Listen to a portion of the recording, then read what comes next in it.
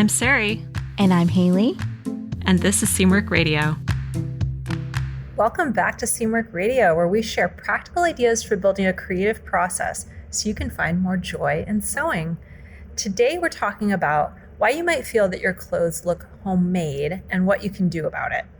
We're going to cover why there's such a stigma around homemade, 8 sewing tips for making your clothing look more polished, and how to analyze ready-to-wear to get that look.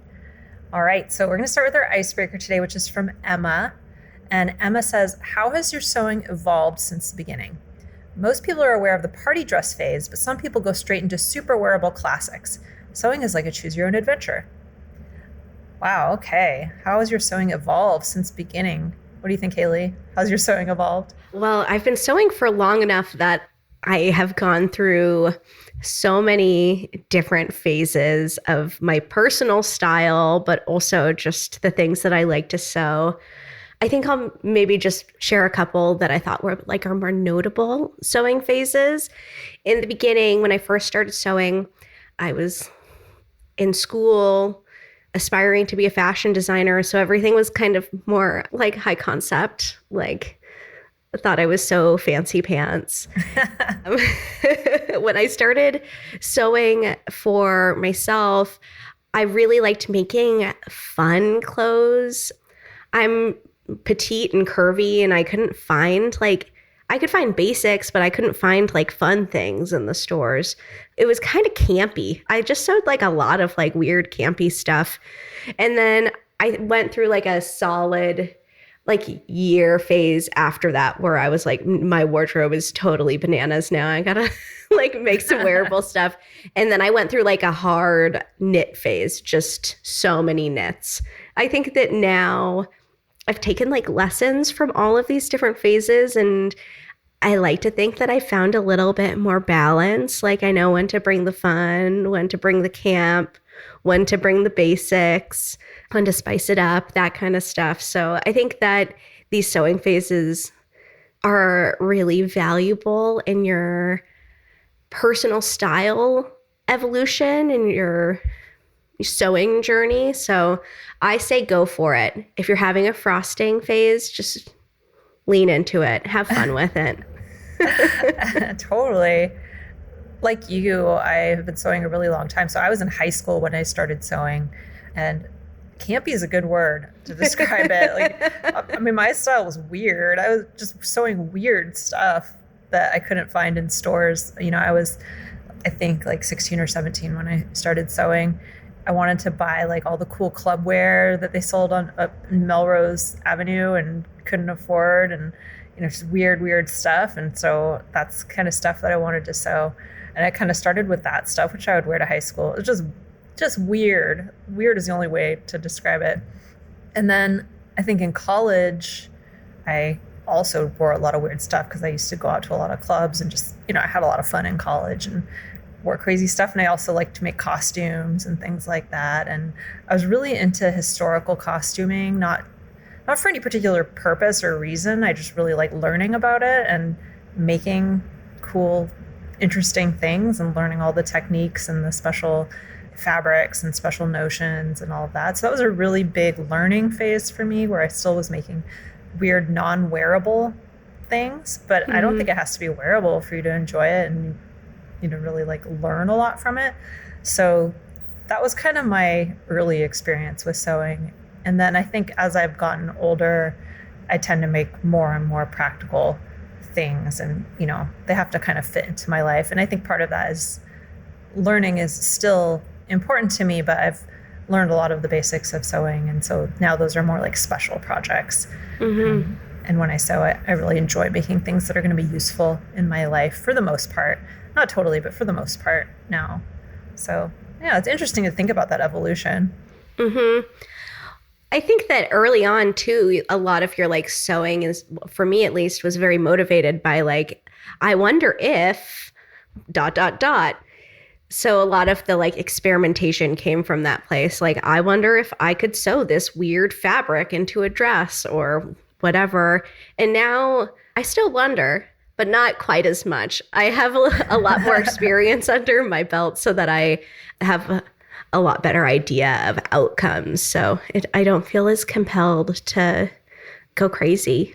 Yeah, that's a good way to put it. Because when I was in college, I went to college in New York, so I lived in New York City at the time. And my friend and I would go to the garment district and all the little shops in the garment district and get fabric. And you could find some really cool, really interesting, weird, rainbowy, sparkly, crazy fabrics. And I remember like finding all these really cool brocades and things like that were just amazing in and of themselves. And so wanting to sew with those really crazy special fabrics, I think was a big motivator for me back then, and just having fun with it. And I still like to have fun with my sewing and make things that are fun. So I think that part has stayed the same. But I think that what if question that you just said, I think that's not so much a factor for me anymore. I kind of am better at visualizing the what if. Yeah. Interesting. Well, thank you for that question, Emma. If you have an icebreaker for us for a future episode, you can leave it for us if you're a member. You just go to seamwork.com/go/icebreakers, and that'll take you right to the forum thread on our community where you can share your icebreaker with us that we can use on a future episode. So thanks again, Emma. So I am going to jump straight into kind of the topic of discussion today. We get the question a lot from Seamwork members, from listeners of the podcast, all over the place. They ask, how can I make my clothes look less homemade? And I always think this is a really interesting question. There's nothing wrong with something being homemade. I think it's kind of calls out a very interesting stigma around this word, which we're going to get into a little bit. And I think what most people mean is, how can I make clothing that looks more polished or maybe like a little less crafty if that's not the look they're going for?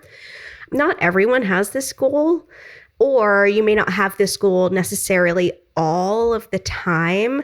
But I think it's kind of good to have some tools up your sleeve for when you don't want to achieve that more crafty look, when you want something that feels a little bit more polished, which is what we're going to be getting into today. So, Sari, I'm curious, is avoiding a homemade look the goal that you have in your personal sewing? That's an interesting question, because I would say no, and that's because it's not something I really consciously think about. I don't really think about whether something's going to look homemade or like I bought it in a store, but I do want it to look or feel special. I want it to feel like I put time into it and that I didn't cut any corners or try to make it as quickly as possible. I want it to feel special and like meaningful to me. And I think part of that is the amount of time that I've put into it and the amount of thought that I've put into it. So I would say that's more my goal than having something that does not look homemade. But on the other hand, I think earlier on, so we just talked about kind of like the phases we go through. I think earlier on, that might have been more the goal, to learn how to make things that don't look like they were made in a home ec class, as they say on Project Runway or whatever. Sure. Yeah, definitely. So I think that's changed. What do you think? How do you feel about it? Yeah, I think that you kind of summarized exactly how I feel. Early on, that was definitely a little bit more of my goal, is I wanted things to look, I was very concerned with things looking professional. I'm using air quotes for that. But now I think that my focus has shifted more to, how am I going to honor my time and my craft and my materials by making something that I feel proud of. And sometimes that could be something like, something like patchwork, in which case like the goal is to look kind of crafty. And sometimes that's to make like a really like sharp collared shirt. And so I think it just kind of depends on the project. I just want it to feel special and feel well made more than anything. Yeah. So why do you think there's such a stigma around this term homemade, or around things that look homemade, especially clothing? I think that we could probably trace it back to our mothers and grandmothers' generation a bit. back in the day, sewing your own clothing was a more economical option. And going and buying clothes in a store was like more fashionable. So one, I think that there's still a little bit of that like leftover stigma from past generations that homemade is less fashionable. I also think that homemade is non-conforming, and there is like a safety in conforming. You're kind of, uniform with the people around you. And I think that it can be maybe a little uncomfortable for people. I know it's uncomfortable for people to stick out. And I think that those are the two big things. And then within the sewing community, I think that there can be like a little bit of snarkiness, a little bit of gatekeeping around whether or not things seem professional or not. Yeah, that might be true. I think you're right. I think there's a little bit of a class thing when it comes to whether clothing has been made at home or whether it's something that's purchased in a store, even though it's sewn less out of economic necessity these days when fast fashion is so cheap that it's often cheaper to buy clothing in a store, and you might not have that stigma around something that you bought at H&M, even if it cost very little money. So it's interesting that it's not really tied to how much money you spend anymore, but there's still kind of this lingering stigma around it. I think also there's a little bit of snobbishness about crafts in general and people who do crafts and things being considered crafty. I feel this as somebody who owns a craft-oriented business. When I tell people about my business, they automatically think it's like a tiny Etsy shop or something like that. There's just this sort of like, I don't know, snobbishness about it. And some of that might be related to gender and this being like a highly gendered activity in our society. It's not as cool as like making your own furniture or, some other sorts of handcrafts. So that's something I'm always thinking about. And I think it's a really interesting phenomenon that I think crosses over into this question of whether our clothes look homemade or not. Just the general stigma around craft. Yeah, definitely. It really like fires me up, the way people look down their nose at it, as if having an Etsy shop and being a small business owner, just being a one-man show in itself. I mean, even that I think is admirable. That's amazing that if you could make a living for yourself, support yourself that way, do something that you love. I mean, people looking down their nose at it kind of on any level is ridiculous. I could go on and on. Yeah, I didn't mean to imply there's something wrong with like totally having an Etsy shop. I meant more that people make assumptions and they assume that anything related to craft is the same, basically, as like of that scale. So sure. It's I've gotten people saying, "Oh, that's cute," a lot often. Yeah, that sort of thing. They shouldn't be saying about any professional activity, but anyway. Right.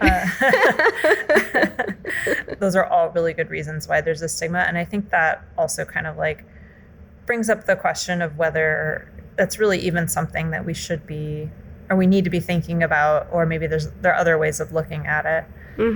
It's just something to examine, I guess, our own kind of like internal stigmas that we have.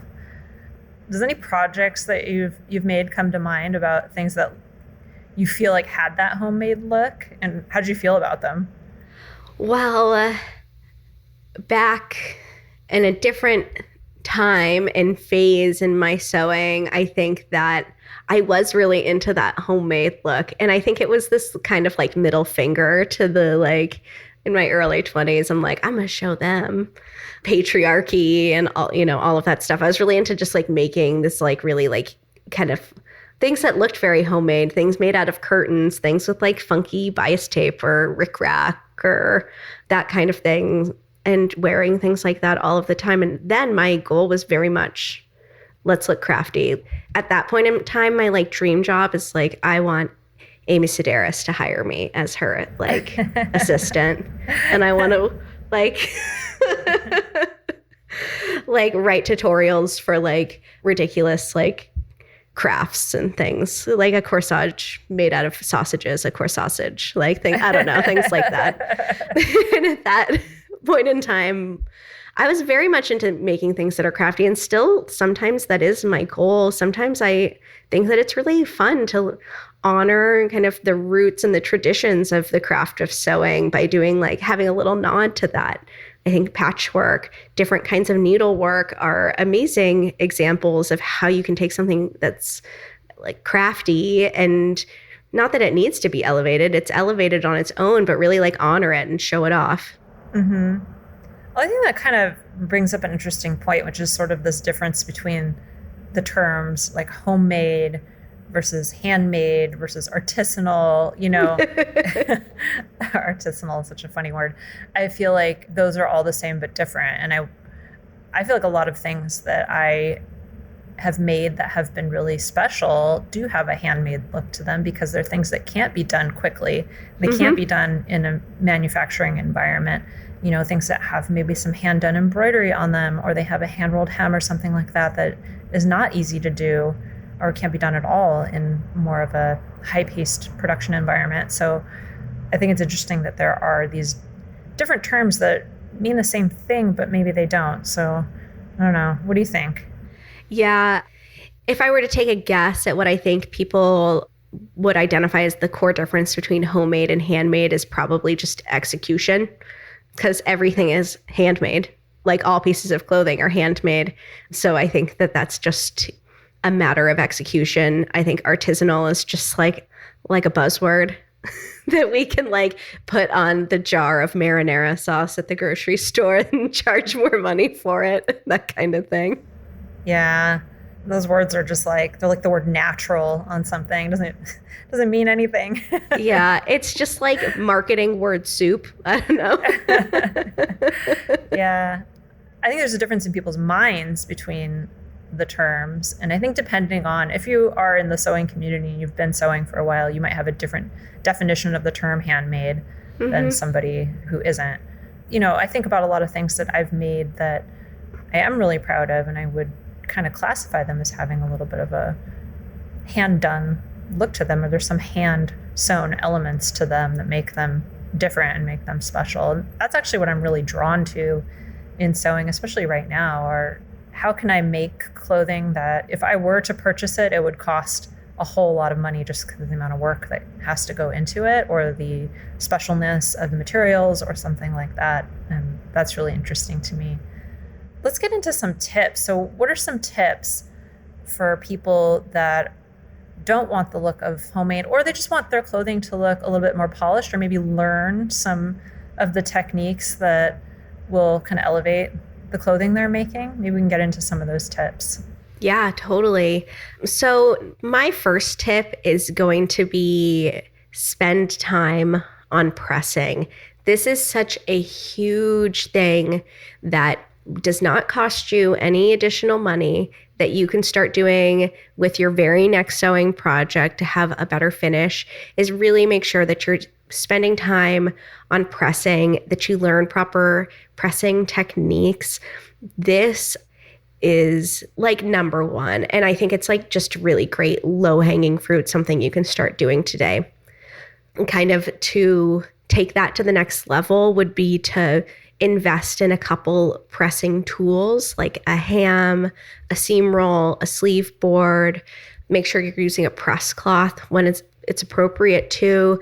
These kinds of things will just one up your pressing game and give you really superior finishes. I feel like whenever people ask me for sewing tips, I'm always like, press. Every sew along I teach, every tutorial, I'm like the pressing police. Yeah, and I think learning the techniques around it and how to do it in such a way to really open up the seam, really make sure that it's flat, make sure you're not pressing the edges into the fabric so that you can see them on the outside. Those little things I think really, really help. Totally. My next tip is going to be, this is a polarizing tip, but that tip is to avoid quilting cotton when you're trying to get that more polished look, at least. Especially, there's beautiful quilting cotton out there. I'm not getting down on it in general. I think there's actually projects where quilting cotton can work actually really well. But especially those more novelty prints, I think, are a good thing to avoid when you're trying to get that more polished look. And then another material that I recommend avoiding when you're trying to get a more polished look is store-bought bias tape. This one I will double down on because I feel pretty strongly about it.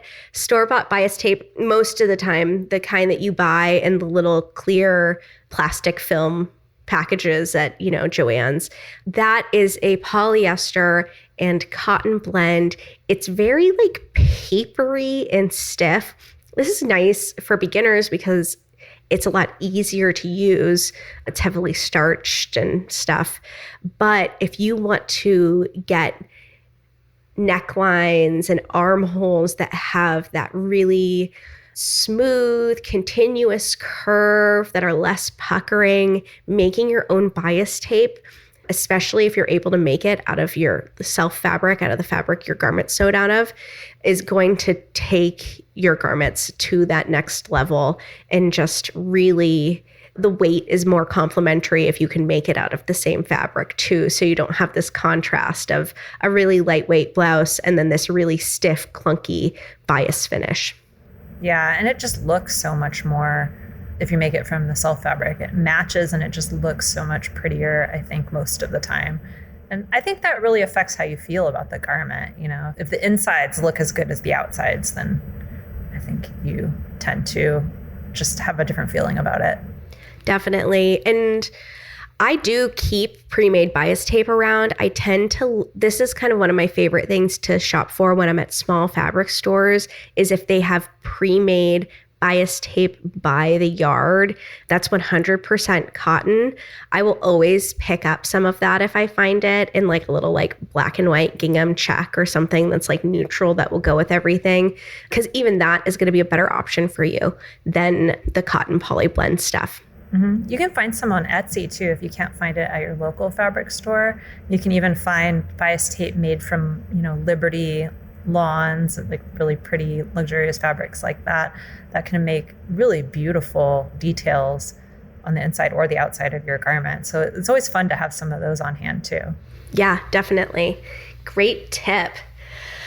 Kind of following along the line of fabric, I think that doing your research on appropriate fabric for the project you've selected is a really, really important way to make your sewing projects just feel a little bit more special, feel really intentional, and have that more professional look. Fabric is hard. Learning about fabric is something that you will continuously do over your entire sewing journey. So some of the things that I like to do if I'm a little stuck on fabric is I look at the hashtag for the pattern, go on Instagram, look at the hashtag, see what other people are making it out of, learn from other people's mistakes and their victories. I think that it's also can be really helpful to look at what the pattern company used to make the samples out of. These, pattern makers have made sometimes dozens of samples of a pattern. So they have a pretty good idea of what works really well and what doesn't work well. So chances are they have selected the fabric for their photo samples that they think is kind of a best case scenario. So looking at those fabrics, if they're not noted on the product page or on Instagram, most of the time you can reach out and get that information. And my third tip regarding fabric is to get a book, a resource about fabric. I really like Sandra Betzina's More Fabric Savvy. It's a really good kind of encyclopedia about different kinds of fabrics, what kinds of things they're suitable for, that type of thing. That's such a great book, and it tells you things like what type of needle to use with the fabric, what types of finishes to use with the fabric. It's so helpful. Yeah, definitely. My next recommendation is to make sure you're using appropriate edge finishes. So are you finishing the seam allowance in a way that is appropriate for the fabric, is appropriate for the weight? If you're making something out of sheer fabric, you should probably be using French seams to get a really neat finish. Are you adding the appropriate details like top stitching or edge stitching or under stitching? where it's necessary. All of those things are going to give you a little bit more polished look to your garments. And then lastly, my last tip before I pass it off to Sari at least is to make sure that you aren't taking any shortcuts when it comes to your finishes. So when I'm at a thrift store, I can always tell a handmade item when someone has, or a homemade item when someone has finished the raw edge of the neckline and turned it under, done a single fold hem. There's sometimes that is a technique that can work for certain things, but avoiding shortcuts like that and using a facing or using bias tape, something like that instead, is going to give you a lot more polished look. Yeah, that's a great one. So for my tips, I wanted to start out again with edges. So I think finishing the raw edges overall, so I'm talking about the raw edges on your seams, is really important, not just to get that more polished, less homemade look, but also just for the durability and the wearability of your garment over time. So finishing the raw edges is something I think a lot of people struggle with, especially if they don't have a serger. A serger is obviously a great way to finish your edges, but it doesn't have to be serged. There are lots and lots of ways to finish your raw edges. And I think if you were to pick up that book that we just mentioned, Sandra Betzina's More Fabric Savvy, that again is a great resource that can tell you some appropriate finishes depending on the type of fabric that you're sewing with. So just to give you some examples, you could grab a pair of pinking shears and pink the seams if it's a fabric that is stable enough for that. You could do a French seam like Haley just mentioned. You can turn under the edges of your seam and sew them. There are lots and lots of ways to finish a seam, even if you don't have a serger. But I think finishing the seam and not leaving your edges raw just goes a long way to keeping your garment looking good over time and making sure you're not getting all those threads unraveling within your garment. It just does not feel great to put on something like that and have to fight with the scissors every single time you put it on. So that's one of my main tips. I think the next one has to do with stitching.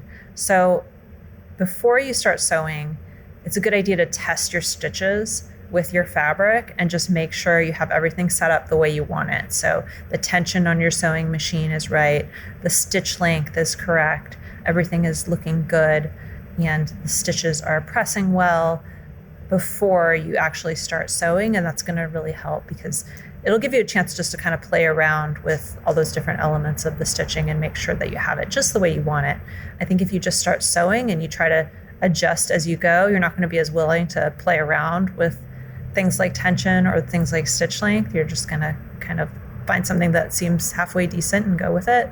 So just doing like 2 minutes of testing can go a long way to getting the look you want. The next tip I have is using high quality interfacing at the right weight. I think this is huge. So there's two things here. There's the quality of the interfacing, and then there's choosing the right interfacing. So when it comes to the quality of the interfacing, there are some interfacings out there that are plentiful at some of the big chain stores, but that are quite stiff, and they may actually make your garment just a bit too stiff depending on the fabric that you're using. So I think it's a great idea to keep a few different types of interfacing at hand and really go for the highest quality that you can rather than the most common thing that you can find. So that's one thing, is the quality. And then the second thing is choosing the right weight. So you want to match the weight of the interfacing to your fabric. So if you have a heavier fabric, you're going to need a heavier interfacing most of the time. And if you have a lighter weight fabric, you're usually going to need a lighter weight interfacing. And you can experiment with different types of interfacing. Again, testing is a great use of your time. It takes just a few minutes and you can kind of see how something is going to lay when you're done. If you just take a few different types of interfacing and apply them to scraps of fabric and see what it looks like. I personally really like knit interfacing. Even when a pattern doesn't call for knit interfacing, I think it's often a really good option because it has a pretty nice drape to it. It's not as stiff as a lot of other interfacings. But again, it just depends on the fabric, depends on the project, depends on what you're making. So I think testing is always a really, really good idea. And then the final tip that we wanted to share is actually studying ready to wear. just see what you like. I think this is something that can really, really elevate your sewing over time. Just looking at ready to wear and seeing what about it looks professional to you, what about it looks good to you. Because if you can identify those things, those little details that make a garment look professional, maybe even compare them to things that you've made and see what the differences are, then that's the first step to learning those techniques. So if, for example, you look at a dress and you see that it's lined and it has an invisible zipper and everything looks like really enclosed on the inside and the outside, then maybe that's something that you could apply to a future project.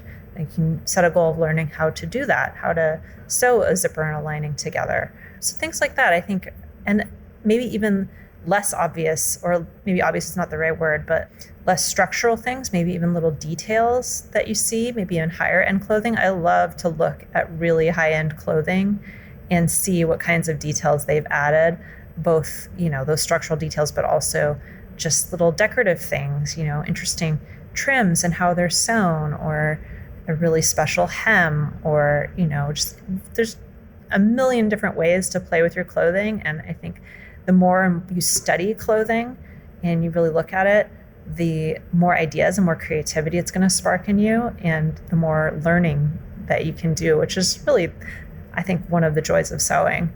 Also, I think, just to add to that, not just high-end clothing, but I think vintage and historical clothing is another really great place to look. There's a series of books. We have a couple at our office, I think, that it's called Vintage Details, I want to say.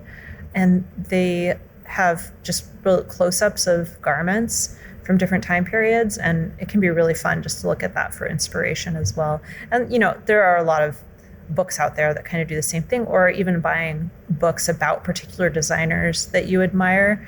You can find, a book about, we have one here about, I think, Jean Levent, and I hope I'm saying her name right. And it has tons and tons of beautiful images of dresses and details and embroidery and beading and just incredible things that, even if you're not into wearing that stuff yourself, can give you so many ideas, color ideas, all kinds of stuff. So I think the more you study clothing, the more you'll learn about what polished means to you. Definitely. I have an experience with that recently. I went to an Eileen Fisher sample sale and I bought this knit jumpsuit, and I was examining how it was made, like I do with everything that I buy because I'm obsessed with sewing. And I noticed that the entire center front, center back rise seam it's a knit jumpsuit, and it had clear elastic sewn into it, which it had never really occurred to me, but is such a great way to prevent the fabric from kind of like relaxing and drooping as you're wearing it, so you don't get kind of like soggy diaper butt over the course of the day. And I was like, oh my gosh, I'm totally doing this next time I make a knit jumpsuit, or even a pair of knit pants that doesn't have negative ease in it. So brilliant. So it doesn't matter how practiced or expert you are at sewing, you can always learn, I think, from other people's projects and also ready-to-wear clothing. Yeah, that's such a great example. And that's such a good idea. I never would have thought of that. Right? That's very clever. Very cool. All right, so that brings us to the end of our tips. So I'll just recap everything for y'all real quick. But first, I wanted to mention some of the things that we talked about today that you might want to look up. So there's the Sandra Betsina book called More Fabric Savvy. We'll put a link to it in the show notes. Again, highly, highly recommend that you check that out. There's also the Vintage Details books that I mentioned. I will look up the names of them so that we can add those to the show notes as well. I think there's actually a few different ones. There's one that might be called just Vintage Details, and there's a couple that are focused on particular eras, like the 18th century and 19th century, that kind of thing. So I'll look into that and add those in as well. And then I also wanted to mention that if you're looking for fabric right now for any projects, that Seamwork members get discounts at some of our favorite indie fabric stores. So if that's something you're interested in, you might want to check that out. You can save anywhere from 10 to 20% off your purchases as a Seamwork member. And a lot of people say that these discounts alone pay for their entire Seamwork membership, which is pretty cool, because you get a lot of other stuff with your Seamwork membership as well. So you can see a list of participating fabric stores at seamwork.com/deals. All right. And then just to recap what we talked about today, the tips that we shared with you are to spend time on pressing. That's a big one from Haley. Avoid quilting cotton and store-bought bias tape. To do research on the appropriate fabric for your pattern, whether that's with hashtags or looking at what the pattern company used. We also recommend that Sandra Betsina book again. To get your edge finishes right, so we're talking about top stitching, edge stitching, understitching, things like that.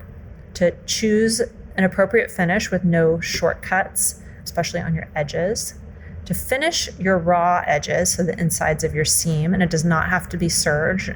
Again, that Sandra Betsina book has lots of great ideas for you if you don't have a serger. To test your stitches before sewing and make sure you have them the way you want them before you start.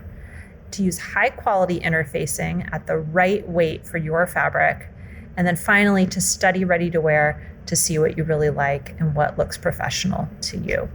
So that's it for us today. If you like this episode, please leave us a review. We'd really, really appreciate it. We have one today we wanted to read from Sewing Sensation. I love that her handle on Apple Podcast is Sewing Sensation. I'm sure she's sensational. So Sewing Sensation says, I really enjoy this podcast. Some sewing days are challenging, and you know those days when the seam ripper is your best friend. Their common sense approach helps me get my sojo back, and other times helps me build my skills. Thanks, ladies. Oh, thank you so much. That's really kind. What a wonderful thing to hear. So sweet. Yeah, really cool. Thank you.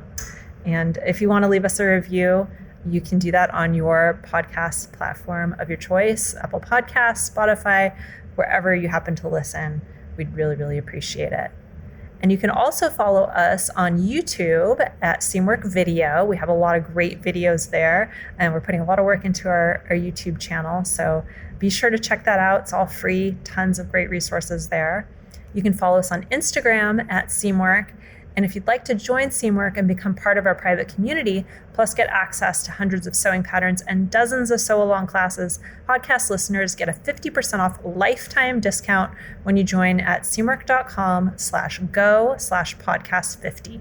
So that's seamwork.com/go/podcast50. And that's it for us today. I'm Sari. And I'm Haley. And this is Seamwork Radio.